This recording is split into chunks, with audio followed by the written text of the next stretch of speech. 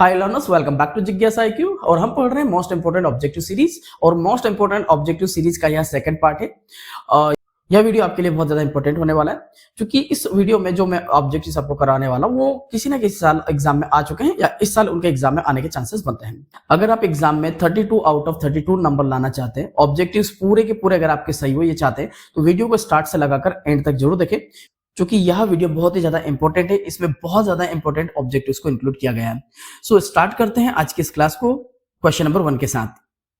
The first function of management is, ठीक है, तो लास्ट वीडियो में हमने पढ़ा था कि मैनेजमेंट की जो प्रोसेस है इसका फर्स्ट जो स्टेप होता है या जो फर्स्ट फंक्शन होता है वो होता है प्लानिंग, राइट। और अगर लास्ट फंक्शन पूछा जाता तो वो होता है कंट्रोलिंग, राइट। नेक्स्ट क्वेश्चन है management is inborn and acquired ability, यानी कि जो मैनेजमेंट होता है यह जन्मजात और ना जन्मजात होता है और इसे लर्न भी किया जा सकता है। मैनेजमेंट स्किल्स को सीखा भी जा सकता है, इसीलिए है अक्वायर्ड एबिलिटी होती है।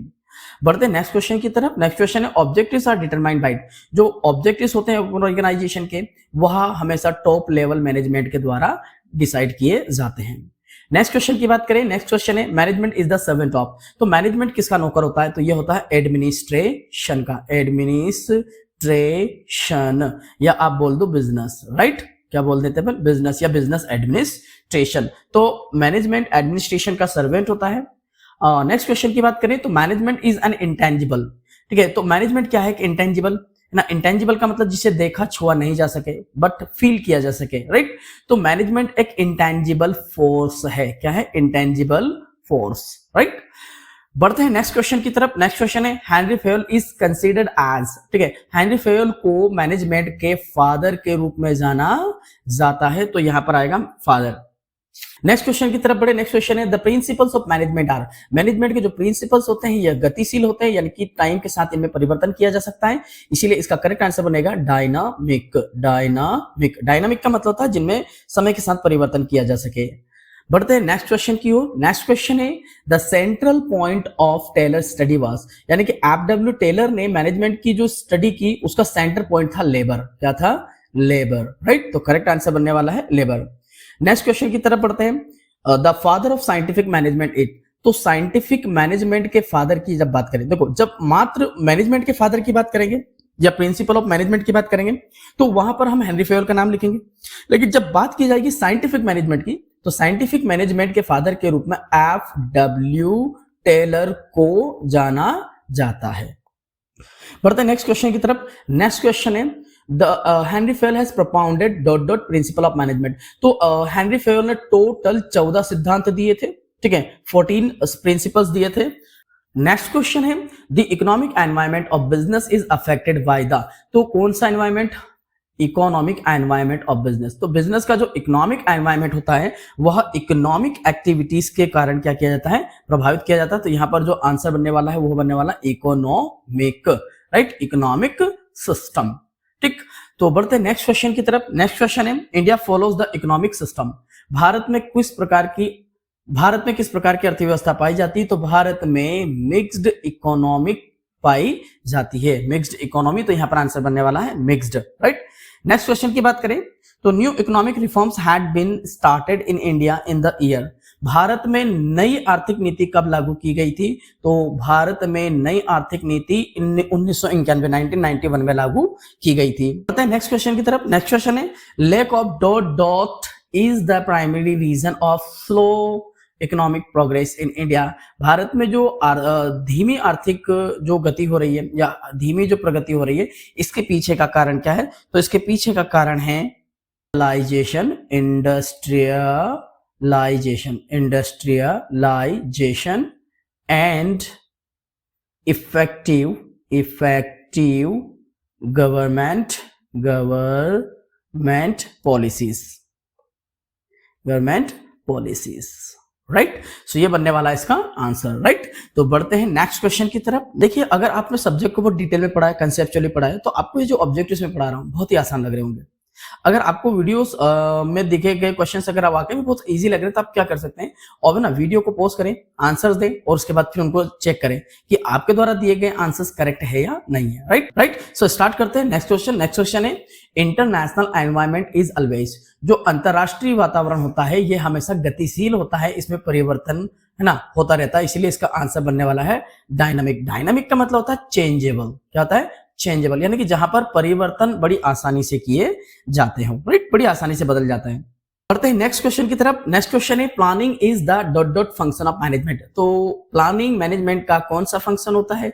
तो planning is the first function of management. ठीक है, यहां पर आप फर्स्ट भी लिख सकते हो और प्राइमरी भी लिख सकते हो, है ना। सो बढ़ते हैं नेक्स्ट क्वेश्चन की तरफ। नेक्स्ट क्वेश्चन है planning is the dot dot step of management. तो सेम आंसर बनने वाला है वही फर्स्ट, है ना, या है ना। तो यहां पर आप फंक्शन बोल दो या स्टेप बोल दो, तो दोनों में ही क्या आएगा? फर्स्ट आंसर आएगा।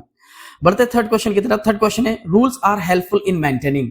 Rules are helpful in maintaining. तो जो नियम होते हैं वो अनुशासन बनाए रखने में मददगार होते हैं। ठीक है, अनुशासन को इंग्लिश में बोलते हैं डिसिप्लिन। डिसिप्लिन, तो करेक्ट आंसर बन जाएगा डिसिप्लिन। बढ़ते हैं नेक्स्ट क्वेश्चन की तरफ। नेक्स्ट क्वेश्चन है प्लानिंग शुड बी। प्लानिंग कैसी होनी चाहिए? तो प्लानिंग हमेशा हमारे उद्देश्यों को ध्यान में रखते हुए बनाई जानी चाहिए। इट मींस कि जो प्लानिंग है, planning should be based on objectives. Planning हमेशा हमारे उद्देश्यों के आधार पर बनाई जानी चाहिए। हम प्लानिंग बनाते क्या है? प्लानिंग इसलिए बनाते हैं ताकि हम किसी न किसी उद्देश्य की प्राप्ति कर सके, किसी न किसी ऑब्जेक्टिव्स को अचीव कर सके। नेक्स्ट क्वेश्चन है planning is an dot dot process. तो प्लानिंग एक कैसी प्रोसेस होती है? तो फिर प्लानिंग जो होती है ना, यह एक इंटेलेक्चुअल प्रोसेस होती है। कैसी होती है?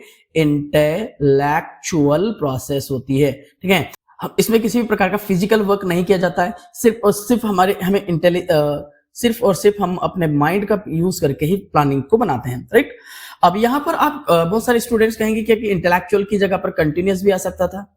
तो बिल्कुल आ सकता था, है ना। तो यहाँ पर ये वाला जो फिल इन द ब्लैंक है कि planning is an dot dot dot process, तो जो बेसिक कैरेक्टरिस्टिक्स प्लानिंग के हैं, ठीक है, वो यहाँ पर आ सकते हैं। जैसे इंटेल है ना, इंटेलेक्चुअल आ सकता है, कंटिन्यूअस आ सकता है ना, यूनिवर्सल प्रोसेस आ सकता है। So all they can be answer of this question. ठीक, बट मेजरली आपको जो आंसर करना है वो है इंटेलेक्चुअल या कंटिन्यूअस, या आप एक और यहाँ आंसर लिख सकते हैं, वो है dynamic. C all these are correct. ठीक है, तीनों में से आप कोई भी आंसर करेंगे तो आपका आंसर डेफिनेटली है ना करेक्ट किया जाएगा। बढ़ते नेक्स्ट क्वेश्चन की तरफ। Violation of rule is liable to, यानी कि अगर कोई नियमों का उल्लंघन करता है तो नियमों का उल्लंघन करने पर क्या होना चाहिए भाई? उसे किसी ना किसी प्रकार की पेनाल्टी उससे ली जानी चाहिए, है ना, या उसे किसी प्रकार से क्या किया जाना चाहिए? पनिश किया जाना चाहिए। तो पनिशमेंट और पेनाल्टी, ठीक है, ली जानी चाहिए जो भी नियमों का उल्लंघन करता है। राइट। बढ़ते हैं नेक्स्ट क्वेश्चन की तरफ। नेक्स्ट क्वेश्चन है dot dot dot organisation has written rules. ठीक है, देखो ऑर्गेनाइजेशन बेसिकली कितने प्रकार के होते हैं? दो टाइप के होते हैं। एक होता है फॉर्मल ऑर्गेनाइजेशन और एक होता है इनफॉर्मल ऑर्गेनाइजेशन। तो जो फॉर्मल ऑर्गेनाइजेशन होता है ना, इसमें जो भी रूल्स एंड रेगुलेशन होते हैं वो रिटन होते हैं। ठीक, तो यहाँ पर करेक्ट आंसर बनने वाला है फॉर्मल ऑर्गेनाइजेशन। बढ़ते हैं नेक्स्ट क्वेश्चन की तरफ। नेक्स्ट क्वेश्चन है there should be a certain dot dot of organisation, यानी कि एक ऑर्गेनाइजेशन का एक निश्चित उद्देश्य होना चाहिए। अगर आपने किसी प्रकार का कोई एक ऑर्गेनाइजेशन क्रिएट किया है तो वो ऑर्गेनाइजेशन किसी ना किसी उद्देश्य की प्राप्ति के लिए बनाया हुआ, राइट। इसीलिए यहां पर करेक्ट आंसर बनने वाला है ऑब्जेक्टिव। राइट। क्वेश्चन दिया हुआ है delegation of authority is always be done towards the downwards, right. तो डेलीगेशन हमेशा क्या होता है? टॉप लेवल से लो लेवल की तरफ फ्लो करता है, राइट। तो यहां पर आप डाउनवर्ड्स भी आंसर इसका कर सकते हैं, डाउनवर्ड के अलावा बॉटम लिख सकते हैं, या सबऑर्डिनेट्स भी यहां पर आंसर बन सकता है, राइट। सभी तीनों का मतलब ही सेम बनने वाला, तीनों इसके आंसर बन सकते हैं, राइट। बट आप यहां पर अगर डाउनवर्ड्स भी लिख देते हैं या फिर बॉटम लिख इसका आंसर करते हैं या फिर इसका सबऑर्डिनेट्स आंसर करते हैं, सबऑर्डिनेट्स, तो तीनों इसके करेक्ट आंसर बन जाएंगे, राइट। ये नेक्स्ट क्वेश्चन है promotion is an source of recruitment. तो प्रमोशन जो होता है वह रिक्रूटमेंट का इंटरनल सोर्स होता है, राइट। कौन सा सोर्स होता है? Internal, right. क्योंकि प्रमोशन में एग्जिस्टिंग एम्प्लॉइज को ही प्रमोट करके वैकेंट पोस्ट को फिल किया जाता है।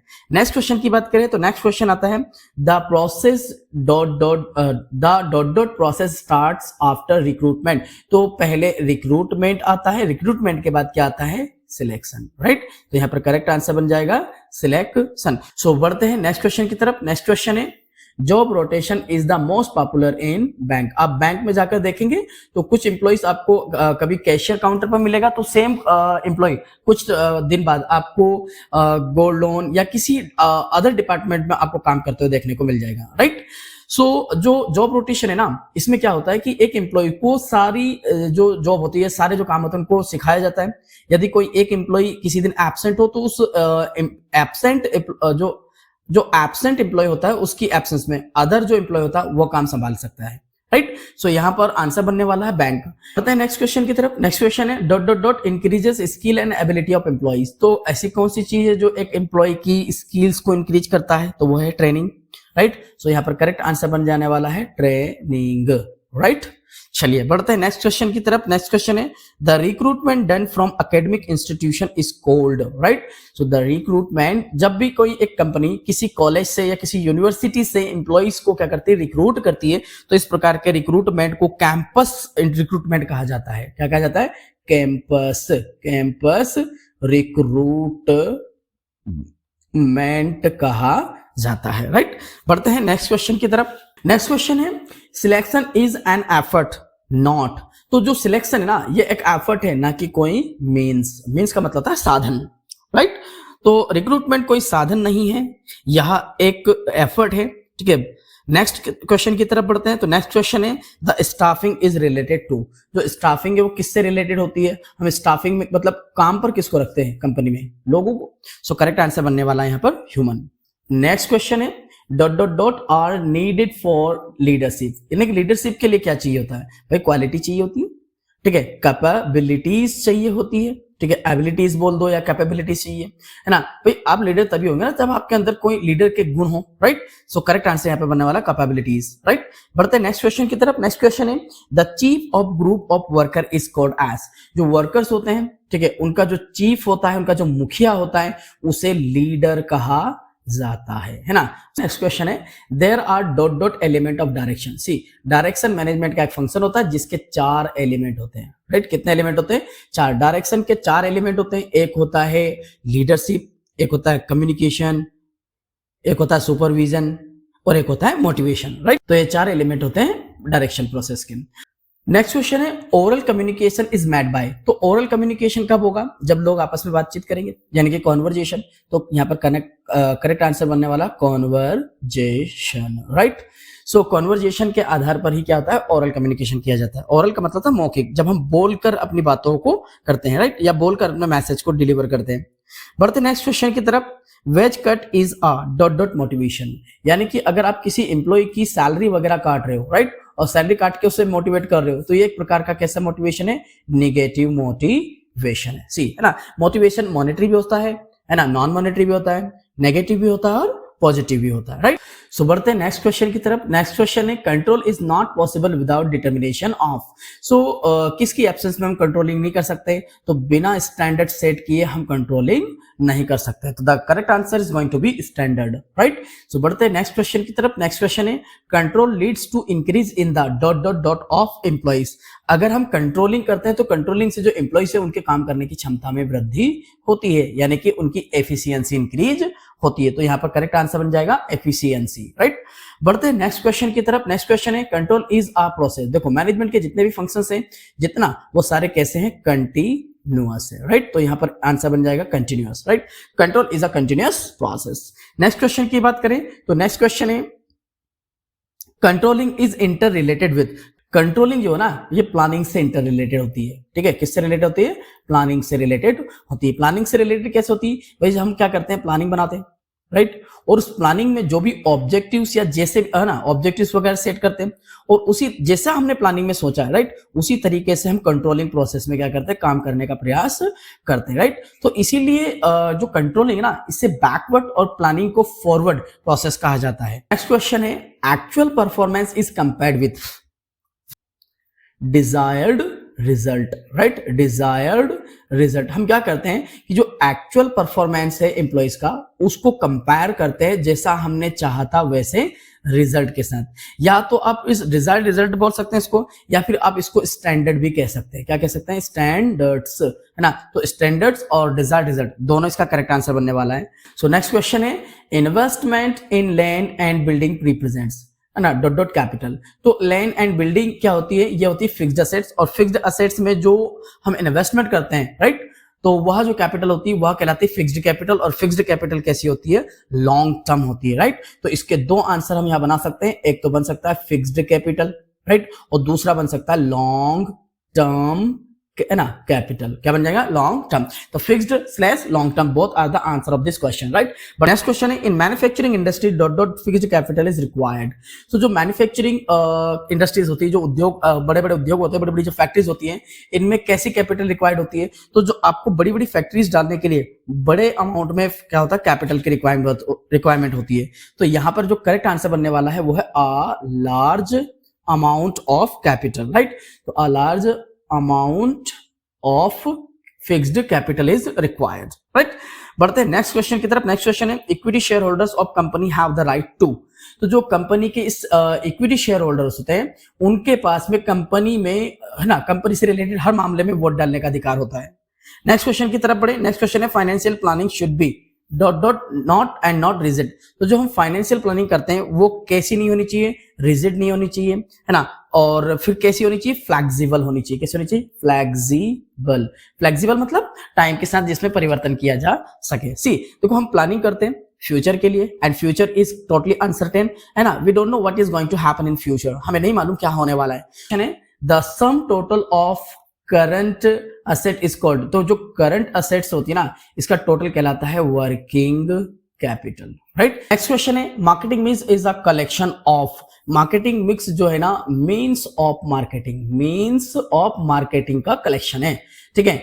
अगला क्वेश्चन है, labelling is useless for dot dot people. तो जो लेबलिंग होती है ना, वो कैसे लोगों के लिए यूजलेस होती है? लेबलिंग का मतलब होता है जो कंपनी का कोई सा भी जो प्रोडक्ट होता है, प्रोडक्ट का जो पैकेज होता है, उस पैकेज के ऊपर प्रोडक्ट की जो जानकारी लिखी होती है ना, ठीक है, उसे लेबलिंग कहा जाता है ना। लेबलिंग के अंदर कंपनी से रिलेटेड जैसे फॉर एग्जांपल कोई खाने पीने की चीज है, तो वो चीज कैसे बनी, उसमें क्या क्या इंग्रेडिएंट मिलाया गया है, कब वो बनी है, उसकी एक्सपायरी डेट कब है, उसकी एमआरपी क्या है, कंपनी का नाम क्या है, ब्रांडिंग क्या है, ये सारी चीजें प्रिंटेड होती है, ठीक है। और इसी को लेबलिंग कहते हैं। और ये सारी चीजें उस व्यक्ति के लिए यूजलेस है जो पढ़ा लिखा ना हो। यानी कि यहां पर आंसर बन सकता है आपका इलिटरेट